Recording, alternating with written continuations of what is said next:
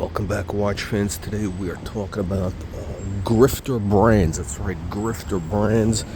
And specifically, we're talking about Breguet. Breguet. What does wearing a Breguet say about you? That's right. What is the signal? What is the message you're sending out to the universe when you wear Breguet? Unbelievable but true. We got some breakfast for people over there. Probably watch Nicholas. We know he loves to eat that cereal. So what does Breguet say about you? Look, Breguet is a fugazy brand. It's a fake brand. There's a bunch of these fake brands out there that are basically revival brands. You know, somebody bought the name. Just like, let me give you an example. It's like Rolls-Royce, right? There's two very different customers for Rolls-Royce. Pre-BMW and post-BMW, right? Pre-BMW ownership, which was, I think, when did they buy? 2000, the year 2000, 2001, whatever, 99. Rolls was basically, it was a great car, right? It was a beautiful car, elegant. I mean, I don't know if the word is, I guess you could say it was elegant, but it was pure class, right? Now, once BMW took it over, it became like a caricature. It became like this comic book type of car, kind of vulgar. It's for the vulgarians. Now, would I buy a roller? Would I buy a modern roller? Well, here's the difference though. The old ones, right? They had a lot of maintenance issues. They were leaking. They had that mineral oil. You got to carry the mineral oil for the brakes and all that. Now they're just basically BMWs, which have their own problems. Again, I'm not a fan of the BMW. They're known for leaking and other nasty viciousness, and the BMW brand attracts low-class people like Archieluxury, Peasant Philippe, and other lowlives. I mean, really, basically, it's kind of like the wannabe racer. I mean, what is the BMW? It's kind of, I guess, a luxury car, but they try to pretend they're like a Porsche. It's a compromise. It's not a Porsche, and it's not a Mercedes. It's a compromise car for the peasant classes. That's what it was made for. It was a mass production peasant car. Now, what does that have to say about the Breguet? The Breguet is very similar. The Breguet is a mass production peasant watch, and if you can see this because who's buying the Breguet now? You got the peasant classes. You got the Bogan of Brisbane with the horns. You got Archie Luxury, the Bogan of Brisbane. You got the dirty Sanchez, fake aristocrat, urban gentry, and various other Buchiachs and Cuckistanis, right? And then we have a real outlier. We have a real oddball, which is Baron Red, one of our aristocrats. Shockingly, has purchased a Russian oligarch Breguet Marine. I don't understand that. It's who understands these things? Who knows what's going on in the minds of kids these days? But what can I say? It works for him. But he did of course upgrade from the porcelain dial Cuckistani watch, which ironically Archie ended up buying. I mean, Archie bought a hand-me-down from one of our aristocrats who realized that he made a mistake, a tragic mistake. We're talking tragic mistakes, okay? Friends don't let friends make tragic mistakes. Unbelievable but true. And look, Breguet is a fugazi brand. Now, so here's what they do. Here's what these guys have to do to compensate, right? How do you know the brand is a fugazi? Because they have to compensate, right? Look, Audemars Piguet, Patek, Audemars Piguet, they have really very basic boxes that they put the watches in, plastic or junk. The folders are made out of nasty vinyl. It's just trash, right? Probably because they don't really respect their customers, because they're scumbags. That's right, Patek Philippe, Audemars Piguet, especially Audemars Piguet, is run by scumbags. However, Breguet needs to compensate because nobody wants to buy Breguet. So what they have to do is they gotta go the extra mile, right? They gotta go the extra mile, and that means they have to have nice wooden boxes. And by the way, their boxes are actually beautiful. The Breguet box, the wood box it comes in, I think it's like an olive wood or something like that.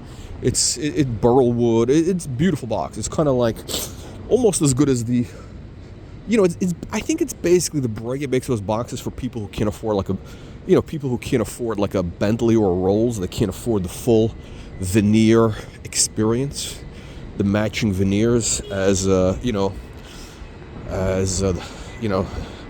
Colonel has in his vintage Bentley. Well, that's what happens when you don't have a vintage Bentley with matching burlwood veneers. You got to buy a shitter Breguet, and entry-level Breguet, entry-level high horology. I don't even want to say high horology.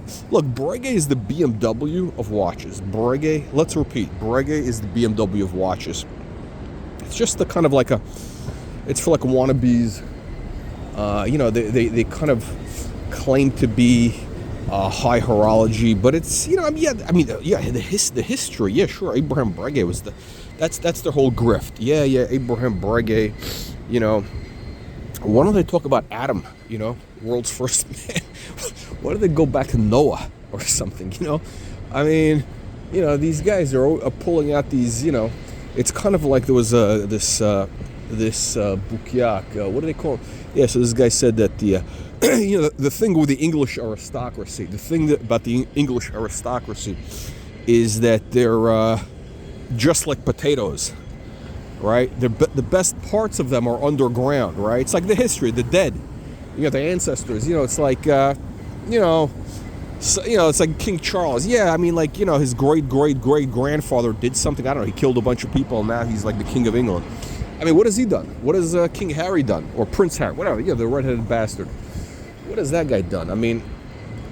What has the redheaded bastard done? Nothing. So it's kind of like Archie, another guy, who's a buchiach, a fugazy, a guy prancing around. All you got to know about Breguet is it's the type of watch worn by middle-aged bogans, advanced middle-aged bogans who, who don't have a job and who prance around. They prance around with 1980s Louis Vuitton attaché cases. That's right. They prance around Louis Vuitton attaché cases filled with, comic books or whatever. Kind of like a cosplay. Is that what the kids call it these days? Cosplay. Cosplay, like pretending to be like, international businessman or whatever, whatever the cosplay thing is. That's Archie. He's a fugazi. But what's happening is the nastiness and viciousness of Breguet. The nastiness and viciousness of Breguet is really, it's coming to the fore now because we're seeing the type of lowlives that they're attracting. We're seeing scum like Archie, Tristano, the fake aristocrat, with the pinky ring, all that stuff. So it's basically the BMW. Now, by the way, BMW drivers are really known to be assholes. This is the truth. They're known to be assholes. They think they're like, Mario Andretti or something. And, they basically, BMW is basically a starter. It's kind of like a starter luxury car. It's kind of the type of car you buy for, it's like 16-year-old high school girls. That's their dream car, is a BMW convertible. And that's what Archie got, the 3 Series. Archie Luxury has a 3 Series high school girl car. Unbelievable but true. Now, Tristano, and I think what happened was Archie, because the rodent. That's right. They used to call him the rodent. That's urban gentry. They called him a rodent number 1 because he was the first guy to really steal from Archie. Archie has spawned a bunch of bastard rodents, rats. Archie is the rat breeder, and he spawned a bunch of these rats. First there was urban gentry, then there was Federico. Then there was, I think, JJ Buchiach. There was Ocuck. I mean, there's a whole bunch of these guys who glommed onto Archie. They glommed onto that fat bastard, and they leveraged his audience to build kind of their little brand. Well, if you look at JJ Buchiach, I mean, this guy's like literally a Buchiach, right? Boring, dull, baseball cap indoors. But what happened was, how did he get this audience? He actually has a decent audience for what he is. I mean, JJ is basically, I have nothing against the guy. Like, I actually don't. I mean, I know I make fun of him, but I actually have nothing against the guy personally, right? I really don't. I know, we make fun of this guy and call him a Buchiach and all that, but I mean, as a person, I'm sure he's like, whatever, okay guy. I mean, I don't want to say the word I'd have a beer with him. I know people use that. I mean, he's an okay guy. I think, he's got bad taste or whatever. But that doesn't, by the way, if I insult somebody's bad taste, it doesn't mean I have something against them personally, really. I mean, sometimes, we do make kind of remarks, but no, it's not. It's just, just having some, we're breaking balls. Hey, we're breaking balls. No, just having some fun, It's for entertainment purposes only. It's a little vicious, but, it's for entertainment purposes only. But the JJ Buchiach, he basically was one of the first grifters to really leverage off Archie. But he has nothing, like JJ is boring as hell. I actually, his audience is a bunch of old busted down valises. I mean, these guys are all like, I think the reason they watch JJ is they all weigh like 500 pounds and they can't move. So, they turn on that internet. They turn on that internet and they're just too fucking lazy to change the channel. That's JJ's audience. That's the Buchiach audience. So, I think he has a Breguet. I mean, it's bad. The Breguet audience is the Breguet audience is real lowlives. I mean, oh man, what's going on here? They covered up the oh shit. They covered up the seating. The good seating here. Yeah, by the way, guys, very good seating here. Beautiful patio seating, and unfortunately, it looks like it might be about to raining here. It may be about to start raining, and I need to. Okay. Anyway, gentlemen's, and I do mean gentlemen's. Look, watch out for these fake channels, these grifters, these Buchiachs, Cuckistanis. Breguet is a shitter brand. It's the BMW of watches. It really is. Yeah, I mean, low class people.